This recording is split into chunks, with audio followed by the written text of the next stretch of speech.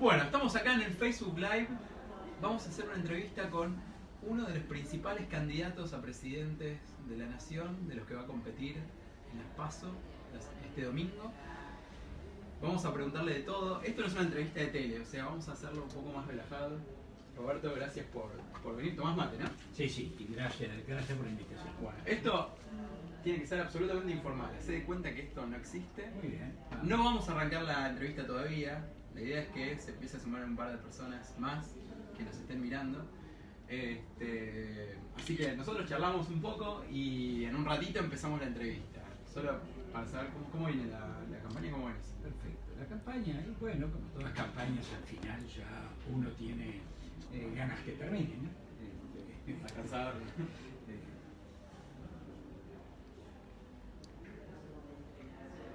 Básicamente es eso, pero bueno, ya estamos muy cerca, ¿no? Estamos a no sé, 48, 72 horas, ya no hay que ocuparse más de encuestas o de ese tipo de cosas, simplemente hay que esperar el resultado. ¿Estás cansado ahora? Digo, físicamente estás cansado, ¿cómo? No, pero, en fin, entrevistas a repetición, o los viajes que son muchos, los viajes implican a veces jornadas de 16 horas, ¿no? Porque terminas a las 5 de la mañana para tomar un avión y volvés a las 12:30 de la noche. Y encima con pocos recursos. Bueno, claro, lo que tiene O sea, recursos, si tenés un avión, tenés avión, claro. Que no es el caso, no es el caso nuestro, es a pulmón. ¿La ves bien, digamos? ¿Tenés expectativas? A ver, hace un año y medio cuando nosotros empezamos, esta alternativa del medio no existía. Era cero. Hoy, después de muchas vicisitudes, está firmemente establecida. Hay otras opciones muy fuertes a las que demostrarle a los ciudadanos que hay otras cosas, que hay otra posibilidad, que no todo termina en esos dos grandes grupos polarizantes que en general creo yo le hacen mucho mal al país. Recordamos, estamos con Roberto Lavagna, candidato a presidente de la nación, va a competir en las PASO por la tercera vía sería. Todavía no empezó la entrevista, así que lo que escucharon recién es simplemente estamos haciendo tiempo hasta que se terminen de sumar todos. La idea es poder preguntarle de todo, poder preguntarle algunas cosas que no le... llevarlo un poco en serio qué va a hacer si es presidente, porque pareciera que hay como una... que muchos se quejan de la falta de propuestas o que no se sabe cómo van a hacer. Hay como algunas líneas claras de los candidatos, pero para la gente esas líneas claras todavía siguen muy vacías. No me contestes ahora, ¿no? Pero es un poco lo que voy a tratar de hacer en la entrevista, ¿no? Que me puedas contar un poco más cómo vas a hacer las cosas que decís que vas a hacer y también cómo crees que lo pueden hacer los otros, porque los otros también hacen cosas. Y a ver, contestame esto solamente. Hay como mucho en el poder, en el ejercicio diario del poder, que vos lo vas a ejercer, que no tiene que ver con las grandes ideas, sino con las micro decisiones que tomás de todos los días. Tenés que tomar, si querés ya podemos ir arrancando. En tu caso vos fuiste ministro de Economía en los años más tremendos de crisis de la Argentina. A ver, hay una idea de que las decisiones que uno va tomando, las decisiones políticas, no tiene que ver con las grandes ideas y los grandes proyectos que un candidato tenga, sino con las decisiones que día a día se van tomando y si decidís para un lado, sin los papeles. No, hay las dos cosas. Y hay también algunas decisiones que tienen, yo diría, efectos casi invisibles, ¿no? Yo puedo contar una experiencia del 2002. A nosotros nos tocó manejar la salida de la peor crisis que Argentina ha tenido, incluso peor para Argentina que el 1930. Los bancos habían estado cerrados un montón de días, a punto tal de que las jubilaciones en algún momento llegaron a pagarse en algunas zonas, en las farmacias, en las panaderías, a raíz del cierre de los bancos. Y les dije, bueno, el lunes abren los bancos. Y la respuesta fue, no abrimos, la gente nos va a atacar. Algunos se acordarán, los bancos estaban todos rayados, con restricciones y demás. Dijeron que no. Bueno, yo insistí en que esta era una decisión tomada y que sí tenían que abrir. Y en algún punto les dije, bueno, si no los nacionalizamos. Entonces, bueno, pidieron un cuarto intermedio para hablar entre ellos, que duró como una hora. Cuando volvemos a la reunión, nos dicen con mi equipo, nos dicen, sí, pero el Banco Central nos tiene que dar descuentos indefinidos. Todo lo que la gente pida, como nosotros no lo vamos a poder pagar, que lo pague el Banco Central. Entonces le dije, no, mire, no hay redescuentos indefinidos, e incluso los redescuentos que hasta ahora vienen obteniendo se cortan todos, porque cambia la política, no va a haber más redescuentos. Okay. O sea, redoblaste la... ellos te redoblaron la apuesta y vos le dijiste que iba a valer 4. Bueno, de vuelta, entonces no, entonces sí, entonces... Bueno, finalmente abrieron. Okay. Finalmente abrieron el día lunes. Y contra todo lo que todo el mundo esperaba, no pasó absolutamente nada. Y hoy todavía mucha gente lo recuerda, fue como un invisible que le dio credibilidad a todo lo que venía después. Tomó un valor desproporcionado, finalmente no era una medida estrictamente técnica, era una medida... y tomó un valor de símbolo que facilitó... O sea, vos pará, te interrumpo. Vos le diste una orden a los bancos, les redoblaste la apuesta, ellos te decían que era imposible hacer algo y vos le dijiste se hace igual. Y se hace igual. Ellos te dijeron se hace igual, ok, se hace igual, pero dame tal beneficio. Vos le dijiste no y encima le sacaste todos los beneficios que tenían. O sea, eso es una decisión política, digamos. Esa es la diferencia de una decisión política donde, digamos, te tenés que enfrentar a actores de poder. Bien. O sea, vos lo que estás planteando es que cuando vos te tocó gobernar, te enfrentaste a actores de poder. Así es. ¿Este gobierno se enfrenta a los actores de poder? No, este gobierno tiene más bien una actitud de celular. A todo esto me parece que perdí mi celular. Una actitud en general muy concesiva. Se siente muy... está muy preocupado este gobierno de... Vayan pasando. Bueno. Está bien, sí, no hay problema. Está muy preocupado este gobierno permanentemente de que en el exterior se diga que bueno, que se cumple con las reglas de la economía de mercado y en fin, ese tipo de cosas. El problema de imagen para este gobierno es muy fuerte y cuando uno busca imagen, los otros que están negociando con él entienden que esto es así y juegan de esta manera. O sea, este gobierno es un mal negociador. Bueno, en realidad no negocia nada, en general es simplemente alguien que pregunta dónde hay que firmar. Upa, ok. ¿Cuál sería tu primera medida de gobierno? ¿Asumís?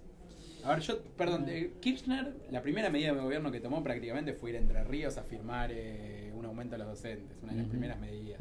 Este gobierno, más allá de alguna ruta que inauguró, fue lo del cepo. ¿Cuál sería la tuya, la primera medida?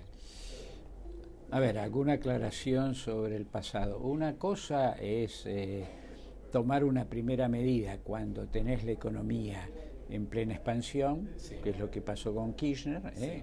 La recuperación de la economía argentina empezó en el periodo de Duhalde. Sí. Cuando Kirchner llega ya la economía estaba en plena expansión, no había nada que se incendiaba en el momento, y entonces eso permite a lo mejor hacer una medida simbólica de ir a una provincia a subir salarios. Claro. Cuando la economía está en situación de incendio y de crisis, no es eso lo que podés hacer. ¿Qué es lo que yo haría? Bueno, lo dije desde el día 1, hay que ponerle dinero en el bolsillo a los argentinos de vuelta. ¿Por qué? Porque llevamos 2 años de crisis, durante los cuales los jubilados y los trabajadores perdieron entre el 16 y el 20%. Eso tiene implicancias éticas y tiene implicancias económicas. Ver, ¿Cuáles son las implicancias económicas? A ver, dale, ¿cuáles son? ¿Cuáles son las implicancias económicas? Que el consumo cae, sencillamente porque la gente no tiene poder de compra. Y si cae el consumo, ¿qué pasa con la producción?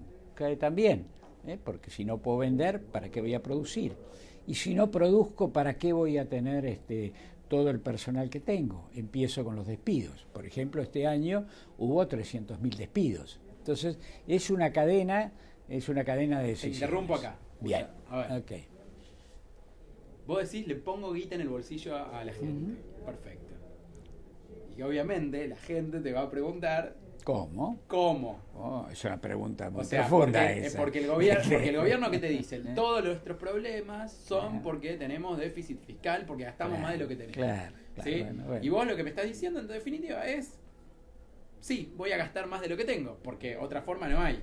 En el corto plazo. Después en el largo plazo me podés hablar de que vamos a crecer, lo que quieras, pero... Bueno, la manera de hacerlo... Me sacaron el termo, che. Sí, te lo saqué. La manera de hacerlo... Perdón, la manera de hacerlo es, primero que nada, con tranquilidad, sin grandes shocks. En Argentina ha habido muchas veces esos shocks que lo único que hace es termina... No, gracias, no, ¿qué más? Termina de desequilibrar la mente de los argentinos. Mirá, hay... eliminación del IVA del 10,5% que hoy existe sobre una buena parte de alimentos, o sea, de bienes esenciales. Suba del salario mínimo vital y móvil, que después corre toda la escala. Con impacto en la clase media, cambio en la indexación de todos los contratos de préstamo, de una indexación por variables financieras que están todas altísimas, por un índice de salarios.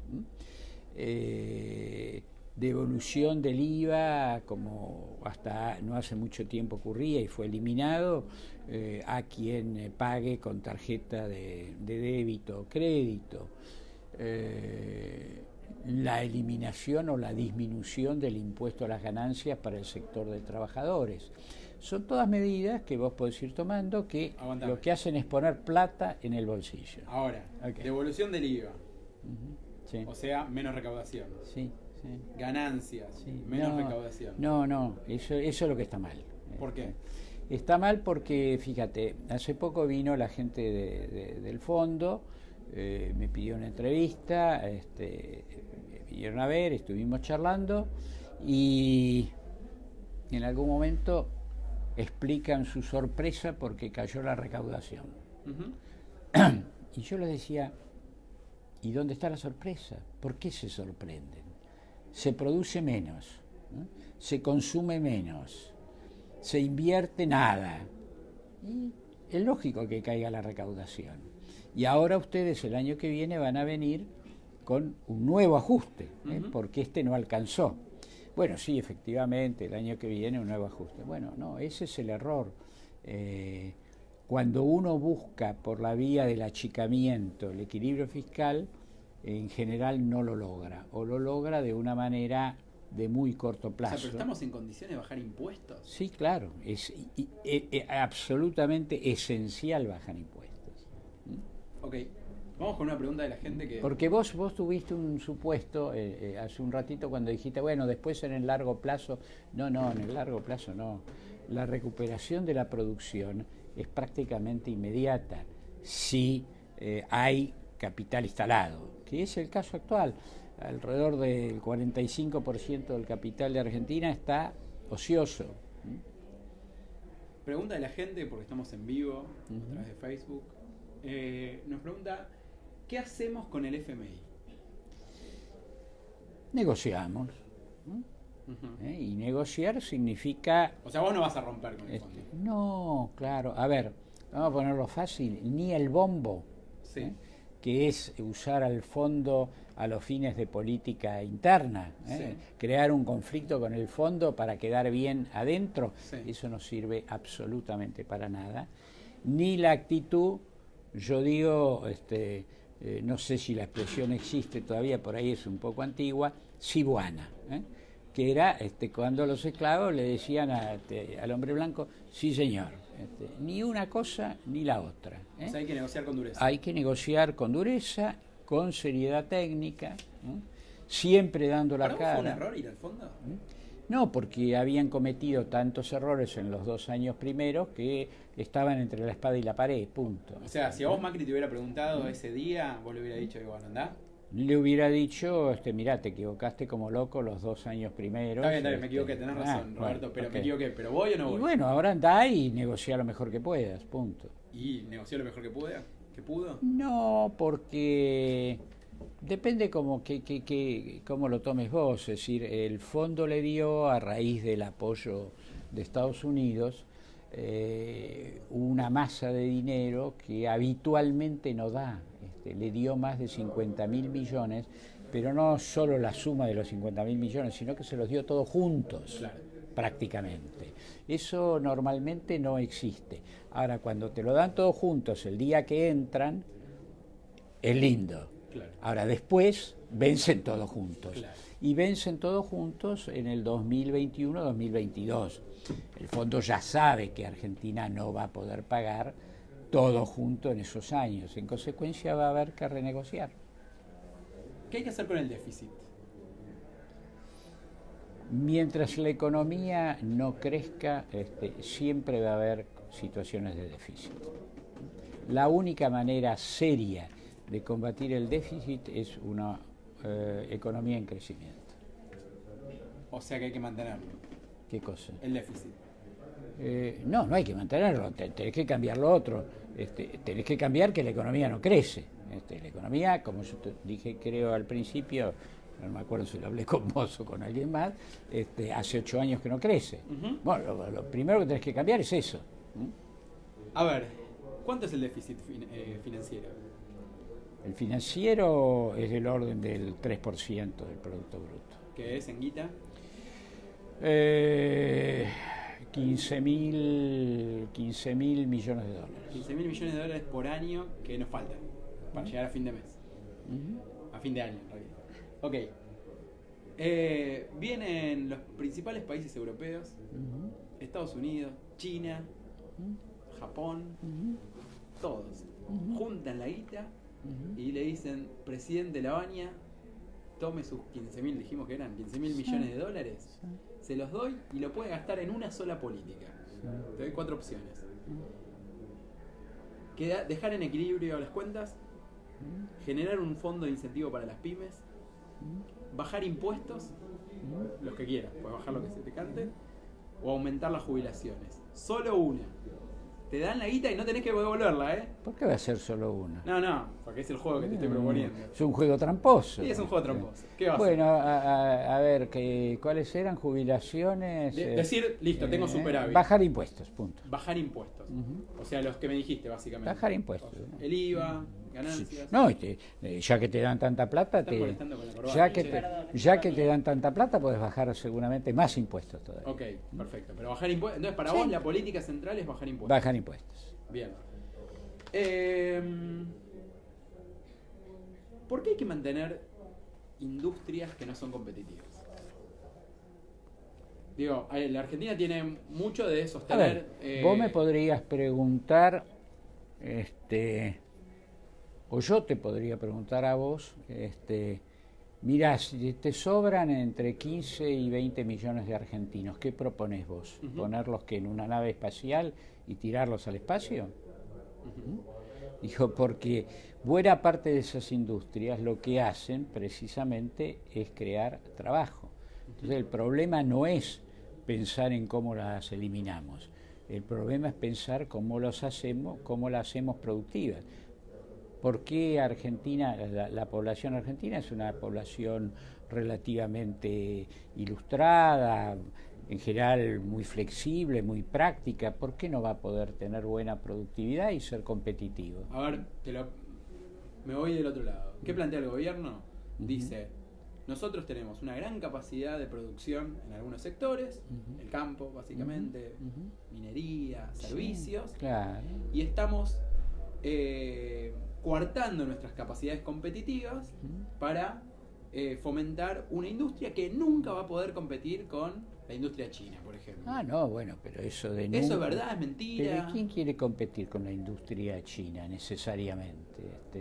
Estados Unidos no compite con la industria china, al revés, se está poniendo todo tipo de medidas de protección porque por las formas de producir que tiene China es muy difícil competir con ellos. ¿Y vos por qué querés competir con China? Porque sí. ¿Pero podemos competir con otros? Pero por supuesto que sí. ¿En qué sectores? Infinidad de sectores. Porque la competitividad depende de muchas cosas. Si vos me decís que vas a mantener una tasa de interés del 60 y pico %, olvídate, no podés competir en nada. Nada. Ni siquiera en alguna de las que vos citaste, que son el campo y eso, tampoco. Porque ya este año empiezan a sentir los efectos de, a pesar de haber tenido una buena cosecha, son tan altos los costos financieros que empiezan a generarle dudas aún a los del campo, que son naturalmente los más competitivos. Entonces, vos lo que tenés que hablar es de un conjunto de medidas. Si vos pensás en una tasa de interés de este tipo, olvídate.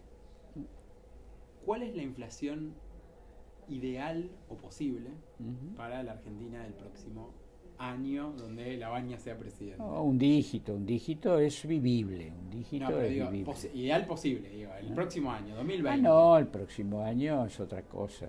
¿Vos qué crees que puede ser? El próximo año puede ser incluso igual igual a la de ahora, porque vos tenés que ajustar una serie de precios de la economía para que en lugar de apuntar solo a las finanzas, apunten a la producción.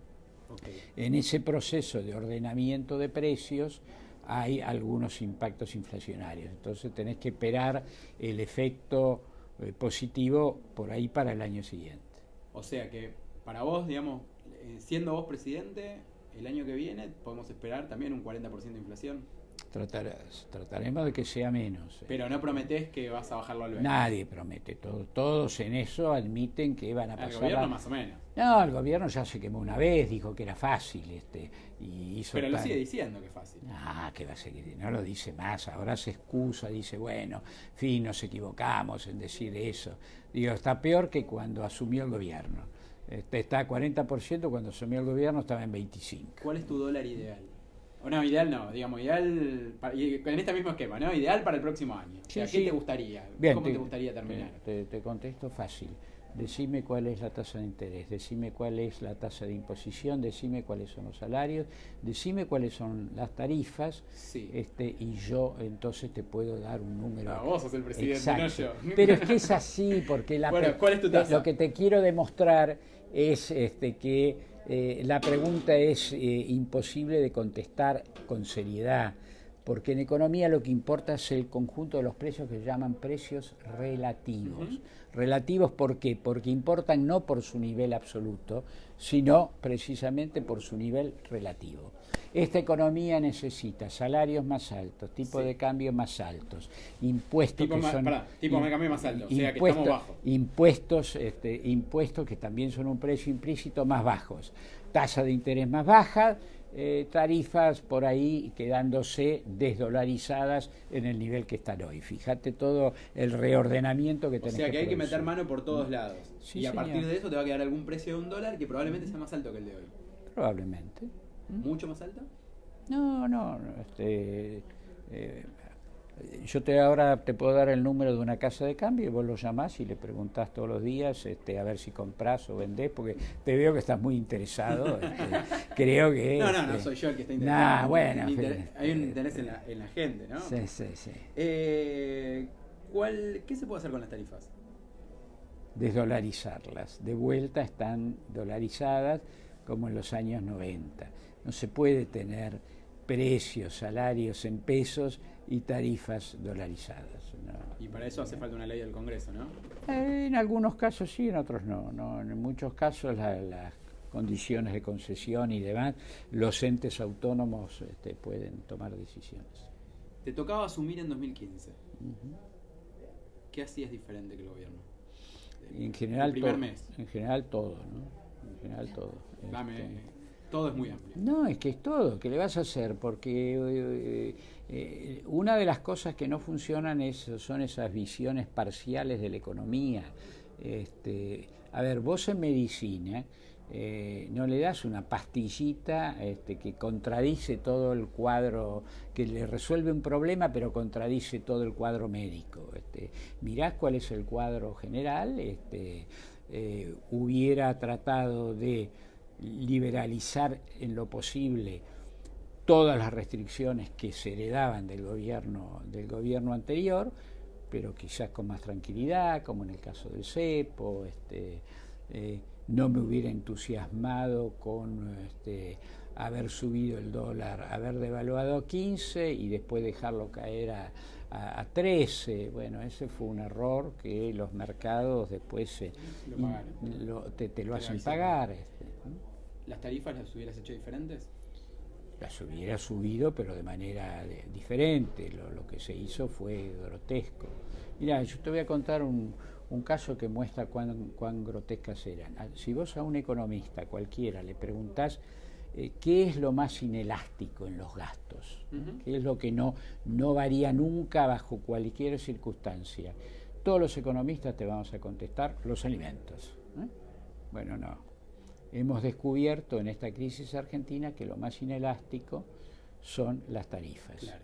¿Por qué? Porque es lo que tenés que pagar sí o sí. Porque tenés que pagar sí o sí, y es agua y electricidad, son las dos cosas. En el Gran Buenos Aires, donde no hay agua corriente, si no hay electricidad, no hay agua. Claro. Y entonces yo he hablado con personas en el Gran Buenos Aires que me han contado que han restringido una comida para poder pagar la tarifa de electricidad y agua. Bueno, eso muestra cuán monstruoso fue el ajuste en la forma en que se hizo. Te hago un par de preguntas personales de campaña.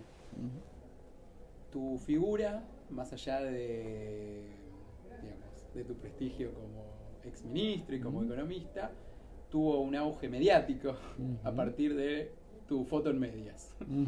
¿Cómo la viviste esa?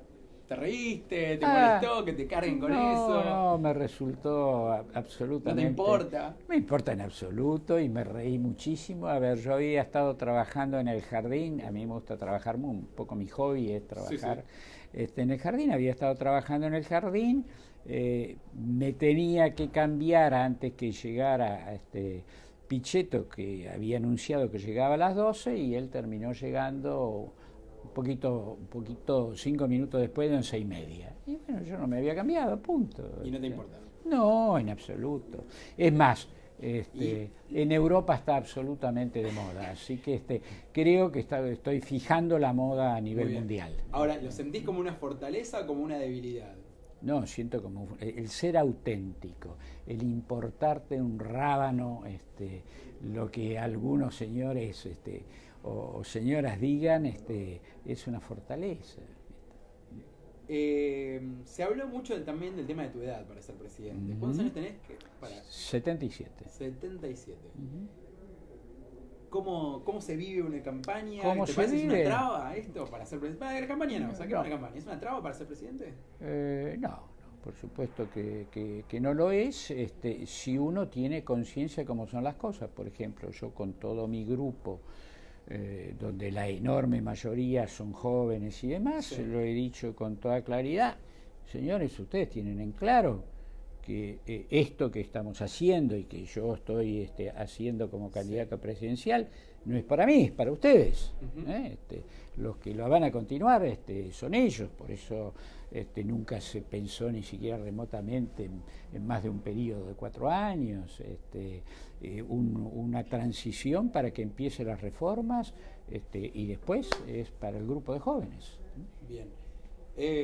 A ver, uno tiene que tener conciencia de si es un dinosaurio o no. Sí, es un dinosaurio. ¿Sos un dinosaurio? ¿Y por qué no? ¿Y no es una limitación eso? No. Bien. No. Yo te diría que si hubiera dinosaurios todavía, vos a esta altura estarías corriendo, no habría ninguna limitación. Estarías corriendo para que el dinosaurio no te coma. Los dinosaurios son muy fuertes, muy poderosos, así que, ojo. Bien. 3 últimas que me mata Brian. ¿Sí? ¿Puedo hacer las últimas? Sí, como no, por favor. ¿O tengo que seguir? No. Ahí estamos. Bueno, aborto. ¿Sí o no? A ver, mi posición personal es en favor de la vida, tanto de la madre como de la persona por nacer.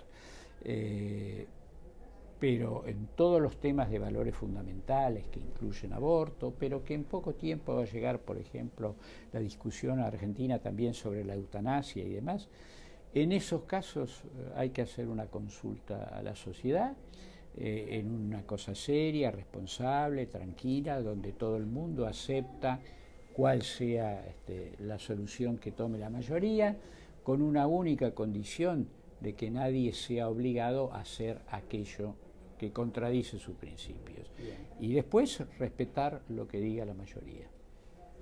Marihuana, ¿la legalizamos o no? Yo creo que es uno de esos casos que hay que analizar. Hay algunas experiencias en el mundo, creo que hay una experiencia en curso en Uruguay y demás.